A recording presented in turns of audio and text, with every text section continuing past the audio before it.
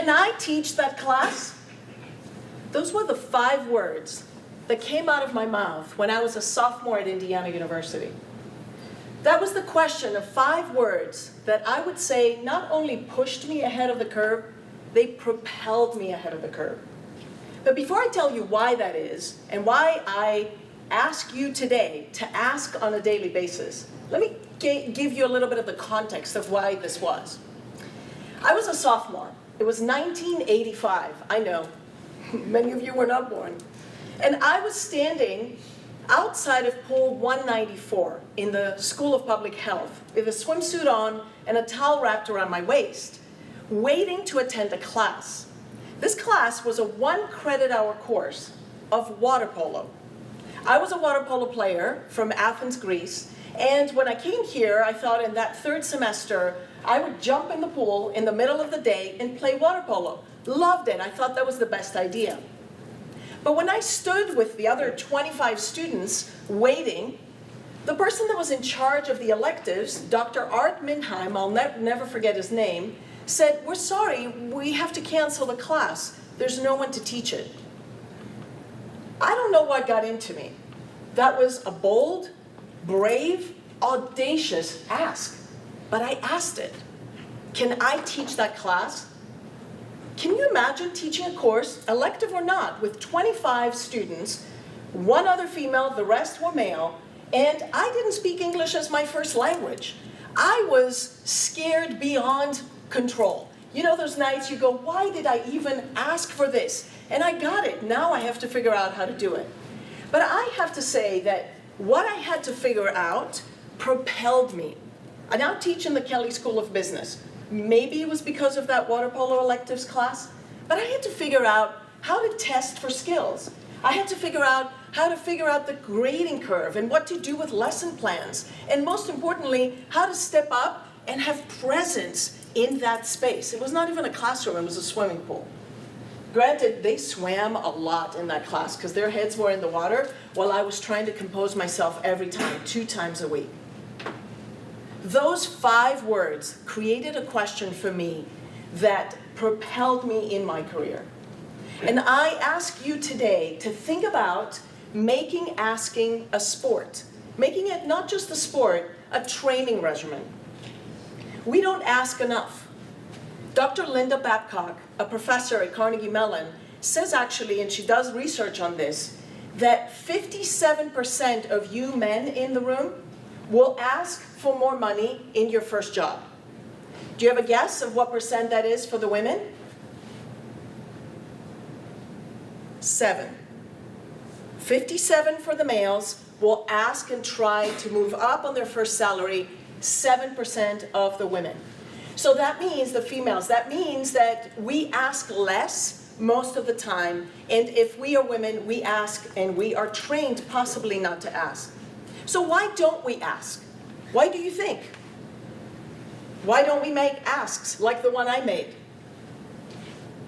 Anyone? Fear of rejection. Exactly. We don't want to be rejected. Isn't that the worst? We don't want to be told no because it feels horrible. Or maybe we were raised in a culture where people said, be grateful for what you have. Don't ask for more. Don't be the squeaky wheel. We don't ask because maybe we're out of shape of asking. We are uncomfortable. We stick out. And when we ask, it creates this feeling of self-doubt. But I tell you today that asking and training that asking muscle will propel you ahead of the curve. So because I was talking about water polo and because it's Little 5 season, I'm going to talk about a training program. First, cardiovascular endurance in asking.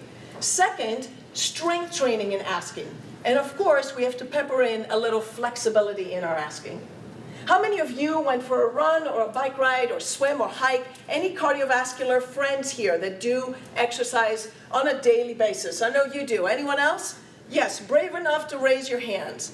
Those are the asks that we do daily. In fact, I propose 5 per day. You ask for extra ice in your drink. You ask for extra napkins at the restaurant. You ask for something to be separated on your plate. It's easy to ask when you are the client. When something has to be delivered, You ask for them to come at a different time. You make asks that are easy asks. You ask your friend for a ride. You ask someone to help build your PowerPoint. You create relationships with people around you. Now, I see a lot of familiar faces in here. Don't start asking me for that bump up on your grade. You got some extra credit coming in. But make asks that are comfortable for you and that you do on a regular basis, just like the cardiovascular training we have to do to keep this important muscle going. Easy ones, 5 per day. Cardiovascular training has to happen on a regular basis, but we usually strength train a little less than that. And I would argue that those asks, the strength asks, are the harder ones to do. I love to make tough strength asks. When I travel, I relentlessly pleasant all of the time walk up to the countertop of the airlines and I go, would it be possible, or do I have enough miles for an upgrade? When I go to a hotel and check in, is there availability on the concierge floor? Some of you are thinking, oh Lord. But I do it to train myself. Half of the time I get a no. Half of the time I get a yes. Those are the tough asks. Asks where you are not supposed to get what you're asking for. Let me give you an example. Tom knows this. On the first day of the year, my crazy group of running friends always do a loop around campus. And then we stand outside of my friend Sue Aquila's Bloomington Bagel Company store, and we have our picture taken. Now there's over 25 people, and we drink mimosas. There's only 25 people that do this, and we need a picture. Too big of a group for a selfie. Every single year, I stop a car, literally walk out to the street and I go, hello, Happy New Year. I have a favor to ask, relentlessly pleasant, remember, would you be so kind to take our picture? Every year they wait for me, make the ask, make the ask. I step on the street, I stop down. Now maybe they're too hungover. Maybe it's because it's the new year and it's the first day they want to be nice, but they always take the picture. And my friends always make fun of me because of that. So you're going to train this, but at the end of the day, you need to train for flexibility. And I really mean this in an analogy. I need a metaphor of, as you said, it's hard to hear a no. What's the self-talk you tell yourself when you get rejected? I want it to be a walk away strong, at least I tried. There's 100 other people here that haven't asked.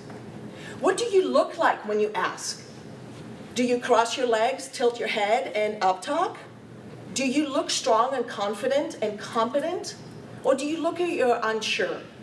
We have so much technology where you can videotape yourself if you're in a meeting. You can record yourself and get feedback from a trusted mentor, someone who is really good at this. Be flexible. Continue to reflect and get better at this asking. So cardiovascular, lots of easy, simple asks. Strength training, difficult asks that you build up to so that you're not in that 7% that doesn't ask for the first increase, a bump when you get a job. And constant movement and flexibility in that you can get better or get feedback on how to get better. Those 5 words that I asked, can I teach this class, gave me 3 more years of an incredible experience here at IU. But 3 years later, I made a bigger ask. It was a strength ask, and it was not one that was random. It was very well strategized.